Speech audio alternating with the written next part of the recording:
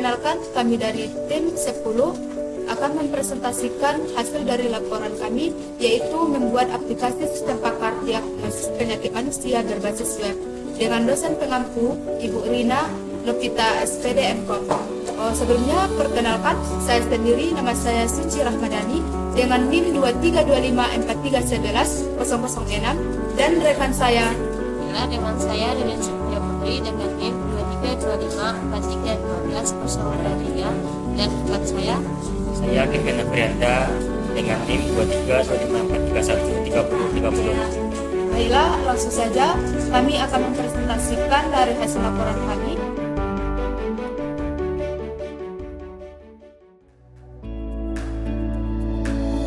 Baiklah, kita akan membahas tentang apa itu sistem pakar. Nah, di sini kita ketahui sistem pakar itu adalah sistem komputer yang dirancang untuk meniru cara berpikir seorang pakar atau ahli dalam menyelesaikan suatu masalah tertentu. Dengan kata lain, sistem pakar ini berusaha meniru kemampuan seorang manusia yang ahli di bidang tertentu, misalnya dokter, teknisi, ataupun itu konsultan.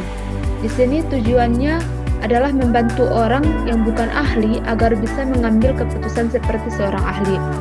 Misalnya, sistem pakar mendiagnosa penyakit manusia, sistem pakar mendeteksi penyakit manusia, atau sistem pakar itu untuk membantu menentukan jenis penyakit pada manusia. Nah, di sini dalam sistem pakar itu ada dua komponen utama yang perlu kita ketahui, yaitu yang pertama berisi aturan dan pengalaman dari pakar, dan yang kedua manusia atau bagian yang memproses aturan tersebut untuk menghasilkan kesimpulan. Kami menggunakan salah satu metode yang populer, yaitu certainty factor. Certainty factor ini digunakan untuk mengukur seberapa yakin sistem terhadap hasil yang diberikan berdasarkan keyakinan dari pakar dan data dari pengguna. Contohnya, seorang dokter mungkin mengatakan, kalau pasien mengalami batuk dan demam, saya yakin 80% bahwa itu flu. Nah, keyakinan 80% inilah yang disebut dengan certainty factor. Biasanya dinyatakan dalam angka antara 0 sampai 1. 0 berarti tidak yakin atau 1 berarti yakin. Nah, dalam sistem pakar ini, certainty factor digunakan untuk menggabungkan beberapa gejala menjadi satu kesimpulan dengan tingkat dengan keyakinan tertentu.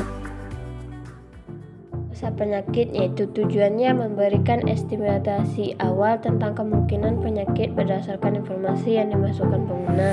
Cara kerjanya yaitu pengguna memasukkan gejala-gejala yang mereka rasakan.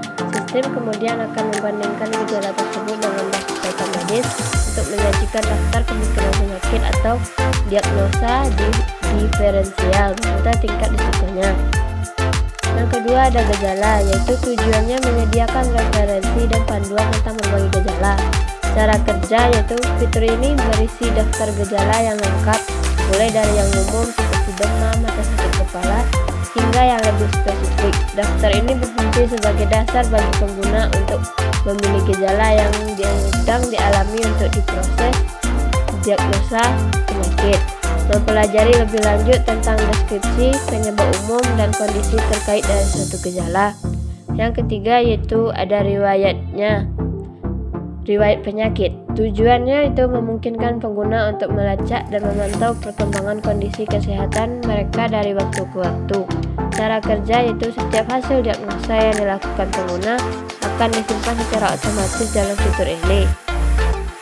Aplikasi yang digunakan yaitu Exam. Exam bertindak sebagai server lokal atau local development environment. Fungsi utamanya itu menyediakan lingkungan yang siap pakai di komputer pribadi pengembang agar aplikasi web dapat berjalan seolah-olah berada di server internet sesungguhnya.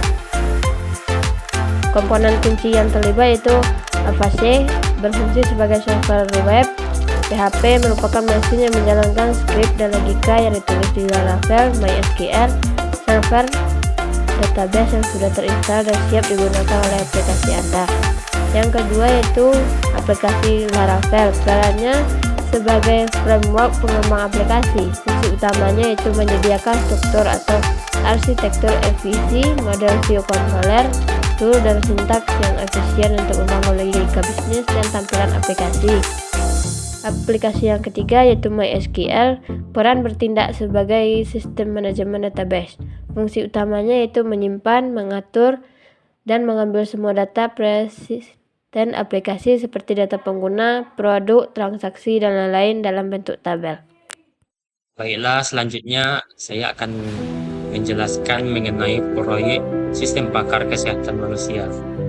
Di sini akan ada di tampilan awalnya tentang deskripsi tentang proyek sistem pakar kami.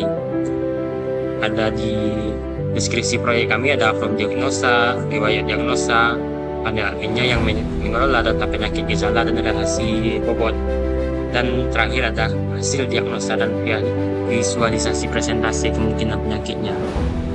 Teknologi yang kami gunakan adalah Laravel 10 dan database-nya MySQL dengan pemrogramannya menggunakan Bootstrap, PHP 8, dan JavaScript vanilla. Ini adalah tim pengembang kami, yaitu saya sebagai pengembang utama, Suci Rahmadani sebagai kontribusi UI UX, dan Ririn Septia sebagai pengembang backend. Selanjutnya sistem ini pertama bisa kita masukkan input gejalanya dulu. Di gejala ini bisa kita inputkan di sini, ditambahkan. Kalau di kode ini bisa kita isi di sebelas dengan nama gejala, misalnya ini dengan deskripsinya sebagai contoh. Setelah ditambahkan, mungkin ada error sedikit.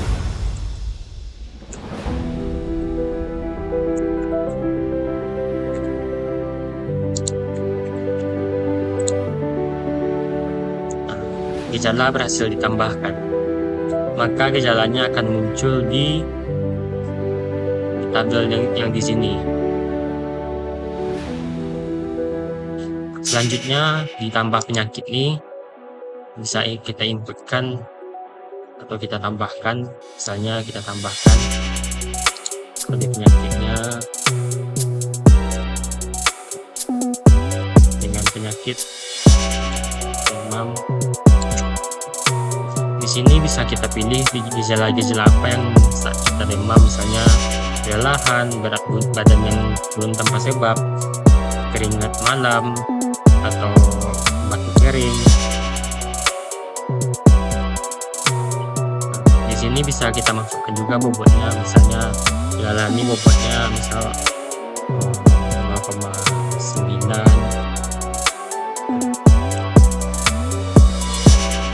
bobotnya misalnya yang ini 6,6.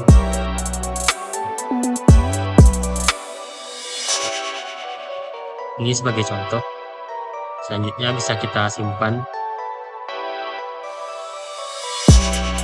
Di sini akan muncul ada dengan kodenya G18, ada demam dengan kelelahan atau fatigue. Selanjutnya kita masuk di bagian diagnosa. Di sini pasien disuruh untuk memasukkan nama, misalnya ada gejalanya demam, kelelahan, keluhan berat badan tanpa sebab, keringat malam, batuk dahak, susah nafas, dan lain-lain. Ini bisa kita pilih semua. Selanjutnya kita lakukan diagnosa. Nah, di sini akan tampil hasil dari diagnosa tadi. Hasil diagnosanya ada tuberkulosis kemungkinan 97,5%, dan demam 96%, dan pneumonia 75%. Di sini ada deskripsinya juga, infeksi bakteri Mycobacterium tuberculosis yang menyerang paru-paru. Selanjutnya di sini ada riwayat semua penyakit yang telah kita diagnosa. Ini hasilnya. Pasiennya ada banyak. Saya sendiri, Dedi, Dio, Pemil, Kim, Benny, Suci, dan lain-lainnya. Sekian dari pemaparan aplikasi sistem pakar kesehatan manusia ini. Kami sudahi. Assalamualaikum warahmatullahi wabarakatuh.